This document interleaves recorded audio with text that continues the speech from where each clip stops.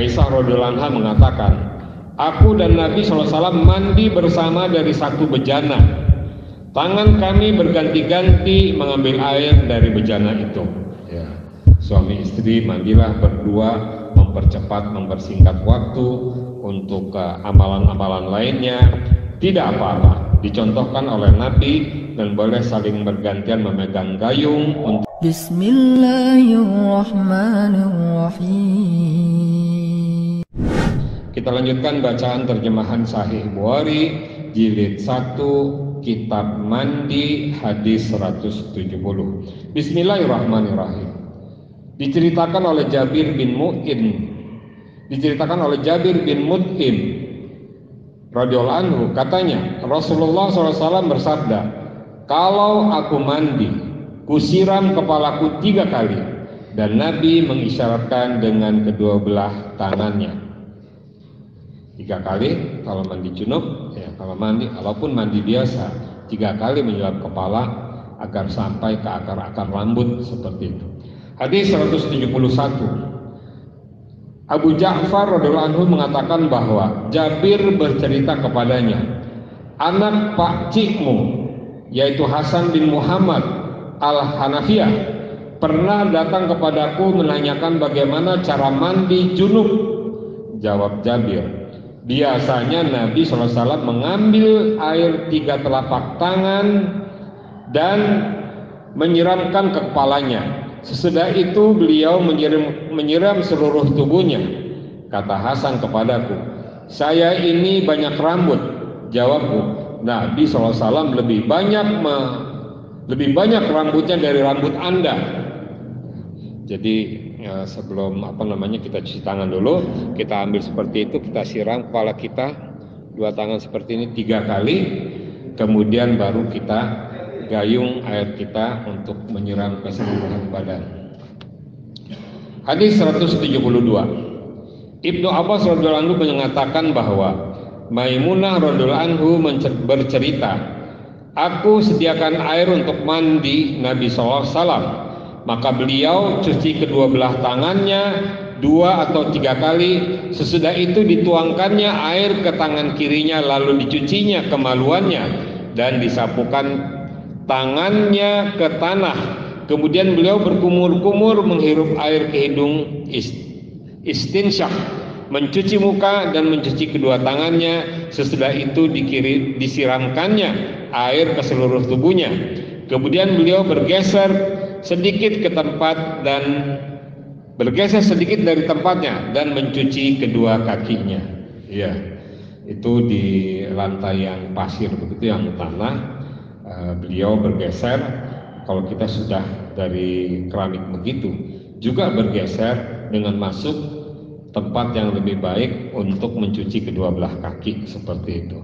Awalnya seperti wudhu, dan itulah kalau kita mandi junub, dan semua kelengkapan berwudu kita gunakan, berkumur-kumur, menghirup air ke hidung, sampai kecuali ke kaki setelah kita siram seluruh tubuh kita.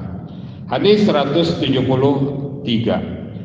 Aisyah radhiyallahu anha mengatakan, aku dan Nabi SAW mandi bersama dari satu bejana.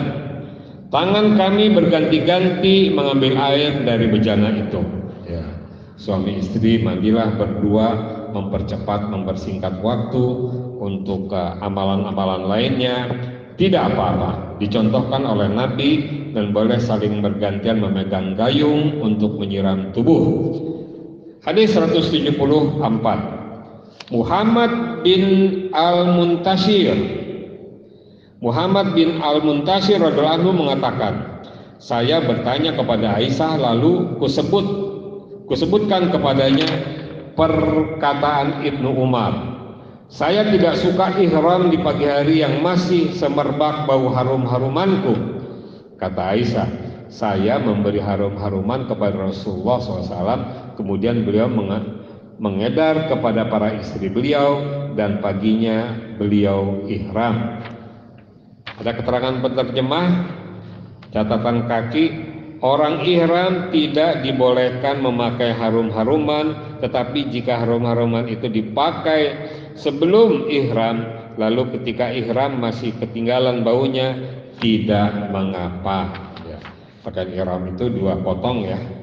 Seperti itu kalau kita mau berihram, dan sebelum kita pakai itu sudah atau masih wangi atau diberi wangi-wangian, tidak mengapa. Jangan ketika kita pakai kita memakai minyak wangi, itu kesalahan besar. Ada damnya, ada dendanya. Hadis 175.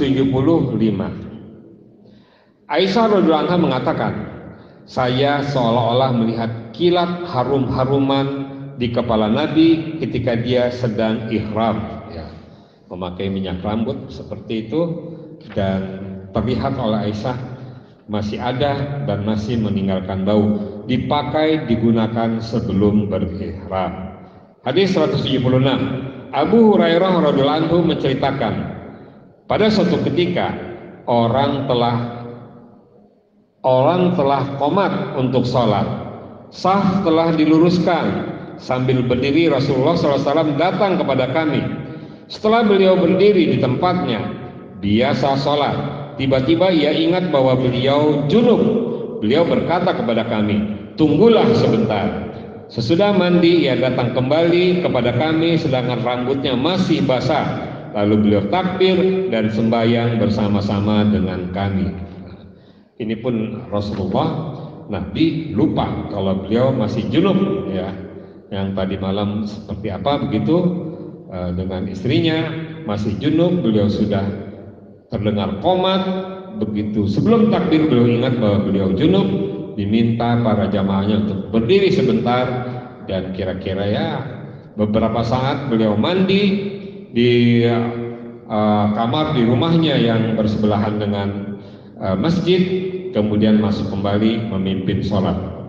Itu pentingnya, menunjukkan pentingnya bahwa mandi junub itu harus ada sebelum sholat, ya, walaupun beliau Rasulullah dilakukan itu. Hadis 177. Abu Hurairah radhiyallahu anhu mengatakan bahwa Nabi SAW bersabda, Banu atau turunan atau bangsa Israel itu mandi bertelanjang, satu sama lain saling lihat-melihat, tetapi Nabi Musa mandi seorang dirinya. Maka mereka mengatakan, demi Allah tidak ada yang melarang Musa mandi bersama-sama dengan kita, kecuali karena dia berpenyakit buah pelirnya besar, kondor maksudnya. Demi Allah tidak ada yang melarang Musa mandi bersama-sama dengan kita, kecuali karena dia berpenyakit buah pelirnya besar. Pada suatu kali Nabi Musa mandi, kainnya diletakkan di atas batu, lalu batu itu melarikan kain Nabi Musa, dan beliau menyusulnya sambil berteriak, kainku hai batu. Sehingga oleh karena itu Bani Israel dapat melihat aurat Nabi Musa. Lantas mereka berkata, demi Allah Musa tidak berpenyakit apa-apa. Lalu Nabi Musa mengambil kainnya dan dipukulnya batu itu, ya. Nah, ini salah satu sifat Bani Israel yang sekarang itu adalah menetapkan sesuatu yang dia duga-duga atau menduga setelah melihat baru enggak. Nah, ini sikap-sikap orang-orang Yahudi seperti itu. Jangan ditiru. Jangan prejudice kalau bahasa kita, mendahulukan memberikan keadaan kepada orang yang tidak kita tahu. Hadis 178, hadis terakhir untuk pagi hari ini dari Abu Hurairah radhiyallahu anhu, katanya Nabi SAW bersabda, pada suatu ketika Nabi Ayub sedang mandi bertelanjang, tiba-tiba jatuh kepadanya belalang emas, lalu dibungkusnya dengan kainnya. Maka berfirman Tuhan kepadanya, hai Ayub, bukankah aku telah memberimu kekayaan secukupnya dan engkau tidak membutuhkan belalang itu lagi?